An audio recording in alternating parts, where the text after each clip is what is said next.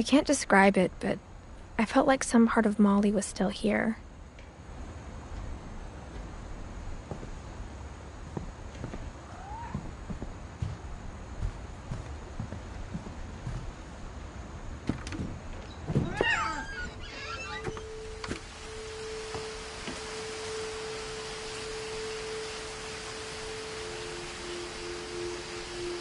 This will be obvious later, but my mom never told me any of these stories.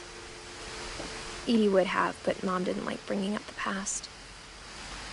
Though, when we adopted a stray kitten, she was the one who named it Molly.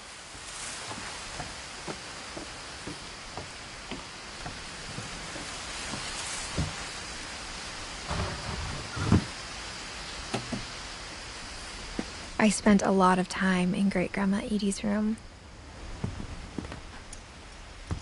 We got along, and it was a good place to hide from my mom.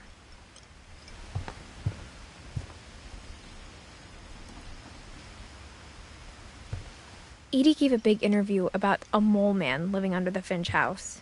My mom was furious. I hadn't thought of myself as Edith Jr. for a long, long time.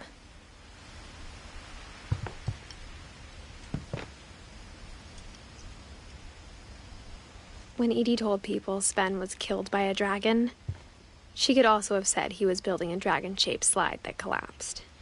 She could have, but she didn't.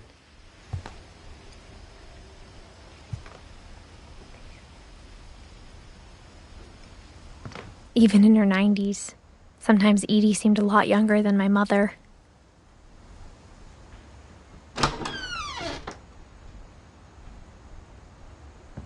The only trace Grandpa Sam's first wife, Kay, left on the house was the pink bathroom. It was a pretty big trace.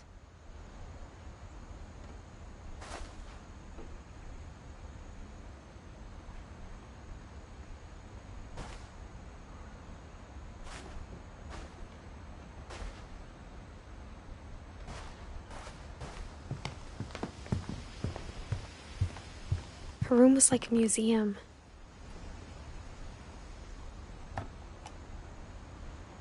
For 500 years, the Finches have been famous throughout Norway for their fortune and misfortune.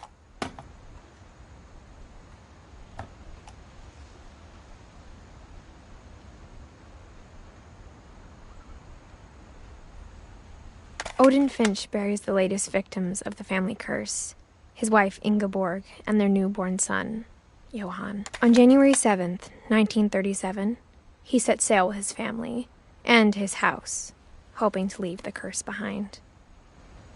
But 40-foot waves off the coast of Washington send the house and Odin to the bottom of the sea.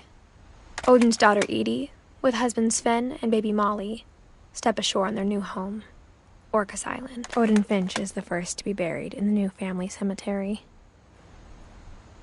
His daughter Edie is already dreaming of a new Finch house.